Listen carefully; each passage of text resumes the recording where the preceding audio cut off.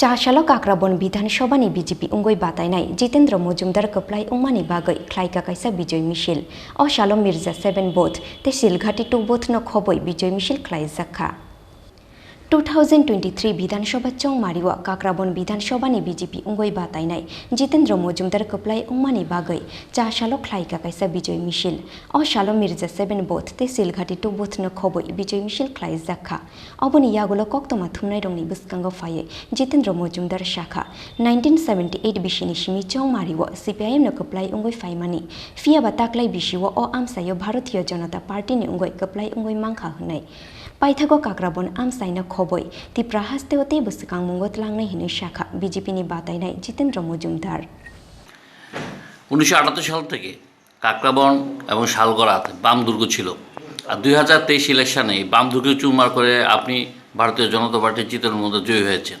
আজকে বিভিন্ন বুধবুধ আপনাদের বিজয় মিছিল হচ্ছে, এটা কি বলবেন? আমি একটা কথাই বলবো যে বিজয় উৎসব মানে আনন্দ, আনন্দ যেন কারণে আনন্দ না হয় সেদিকে আমরা খেয়াল রাখবো।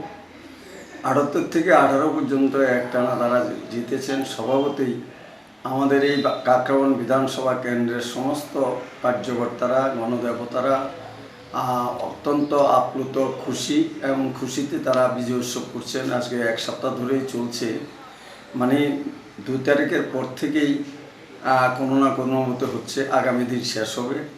আজকে শামুকচড়া হবে, দক্ষিণ মির্জা হবে, শিলঘাটি এবং উত্তর শিলঘাটি, এটা মিলে সেখানেও বিজয় উৎসব হবে। সর্বশেষ আমার নিজের গ্রাম মির্জা এবং পূর্ব মির্জা মিলিয়ে 7টা বুথের কার্যকর্তারা সেখানে আসবেন। বুথ থেকে মিছিল করে মির্জা বালোয়ারি স্কুল মাঠে সেখানে তারা আনন্দ করবেন, ভোজন করবেন, তারপরে বাড়ি চলে যাবেন। আমি একটাই বলবো, কাকরাবনের গণদেবতারা ভোট দিয়েছেন উন্নয়নের নিরিখে, ভোট দিয়েছেন আমাদের কার্যকর্তাদের নিরলস প্রচেষ্টায়। প্রথম থেকে পৃষ্ঠা প্রমুখ থেকে শুরু করে মণ্ডল স্তর পর্যন্ত এবং আমাদের এই বিধানসভায় যত জেলা লেভেলের, প্রদেশ লেভেলের কার্যকর্তা আছেন সবার সম্মিলিত প্রয়াসে এই জয় সম্ভব হয়েছে। সুতরাং আমি প্রথম দিনও বলছি, আজকেও বলছি, কাকরাবন বিধানসভা কেন্দ্রের জয় কাকরাবনবাসী এবং আমাদের দেবতুল্য কার্যকর্তাদের উদ্দেশ্যে আমি নিবেদন করছি এবং দলের একজন সৈনিক হিসেবে, একজন কার্যকর্তা হিসেবে, একজন বিধায়ক হিসেবে বিধানসভার ভিতরে এবং বাইরে কাকরাবনের উন্নয়নমূলক কাজকে এগিয়ে নিয়ে যাওয়ার জন্যে এবং এক কাকরাবন শ্রেষ্ঠ কাকরাবন তৈরি করার জন্য আমার প্রয়াস থাকবে।